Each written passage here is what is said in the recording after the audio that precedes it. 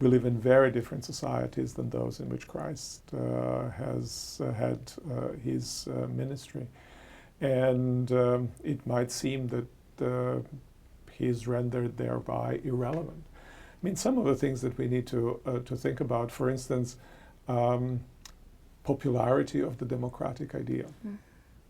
It's a major difference between the time of Jesus with pretty much an oppressive authoritarian imperial power in control versus democratic regimes today. Who's the sovereign? Who is the agent of change? All of these questions, they shift and change depending on those circumstances. They don't make the message of Jesus irrelevant, inoperative. We just have to adjust it to these circumstances. Or, for instance, you think about technological advances.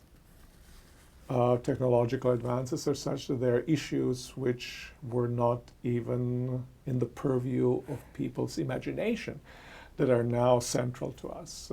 They concern the beginnings of life, they concern the end of life, they concern the very character of our humanity. And especially if we take Jesus as embodying a flourishing life and teaching us how to live a flourishing life, I think we can bring those issues to bear.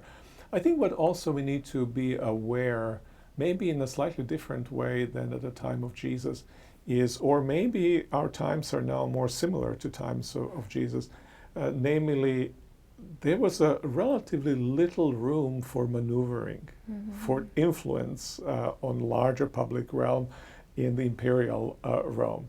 In many periods of history, that was the case. But you could go to address particular person who was in charge, or a set of people.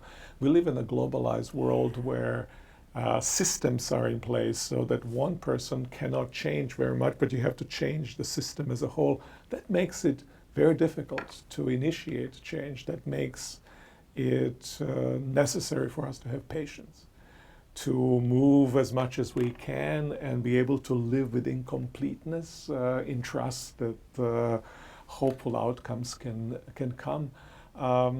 We live in different circumstances, but in circumstances in which it is possible to be a follower of Christ, even if that may be not in a fully identical way to the situation in which Christ lived.